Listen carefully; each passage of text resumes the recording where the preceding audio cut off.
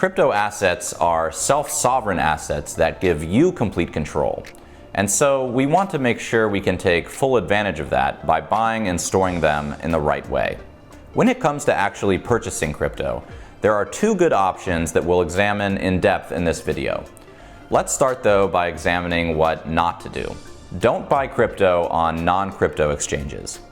This includes Robinhood, E-Trade, or Fidelity, for example. These exchanges don't actually give you the physical crypto assets, which means you don't have the ability to withdraw them and actually use them for the many unique things you can do with crypto. For instance, to self-custody or to earn yield and passive income through other crypto applications. When you buy crypto on these types of traditional exchanges, what you are really buying is just an IOU. There's no real crypto there, so I would avoid these at all costs. Now let's examine what are some of the good options for buying crypto. Number one is a centralized exchange like Coinbase or Kraken.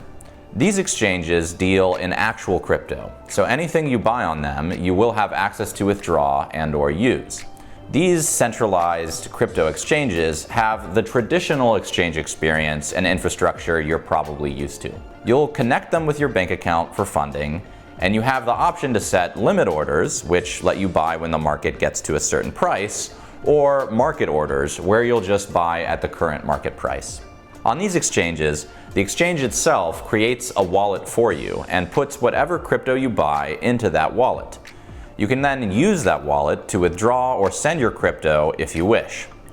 You'll get charged a fee when you trade or withdraw, but these fees are pretty low, usually just around 0.1% to trade and a few dollars to withdraw. That's the good news. The not as good news is that since this is still a traditional financial exchange, just with crypto, they still hold and store all of your funds and all of your data. They also keep all of the trading fees as profit and earn yield on your assets while you leave them on the platform, just like Robinhood or Fidelity would do. But thankfully, you can circumvent this by withdrawing your crypto from the exchange to your own wallet or interest-earning account once you've bought it. So here's a quick example user flow for signing up with a crypto exchange like Coinbase. I'll walk you through creating an account on Coinbase Pro, which has some additional features on top of Coinbase, and it's still free to use. First, you'll create an account username and password. Coinbase Pro will send you an email to verify your email address. Then you'll need to provide what's called Know Your Customer or KYC info to the exchange. This is a regulatory requirement in the US and most Western countries. You'll do this by providing info like your phone number, date of birth, address information, and ID to the exchange for them to verify.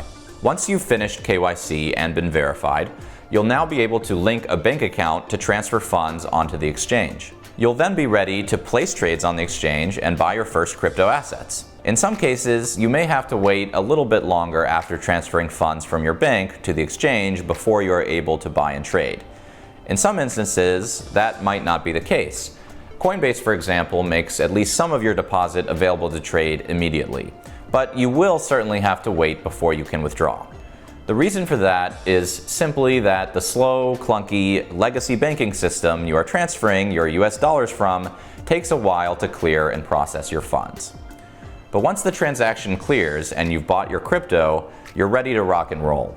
Once you're in crypto, you'll never have to wait days for your transactions to clear again, or need to sit on the phone with customer support to find out where your money is.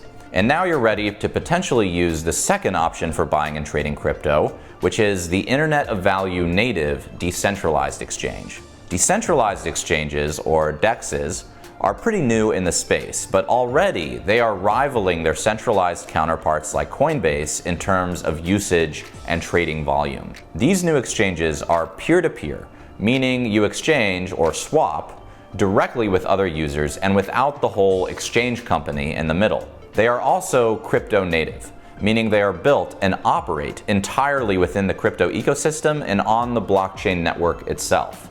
In this case, a network like Ethereum. In the DEX model, there is no central company managing the process and collecting the fees. The entire exchange is just a protocol.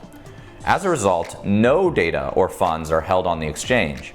Rather, funds, aka liquidity, are supplied by the users themselves, all of us. All you need to participate in the exchange is your own crypto wallet with some crypto in it. We'll learn more about how these DEXes work in the Deep Dive on DeFi video. Now, the downside to these exchanges is they are not fiat friendly, meaning you can't buy crypto with your US dollars on them. You have to have some crypto already to use them. The other downside is the trade-off for decentralization, which you might remember from this video is scalability. On these DEXes, you, the user, must pay crypto network fees for all transactions you make, and these can sometimes get pretty expensive.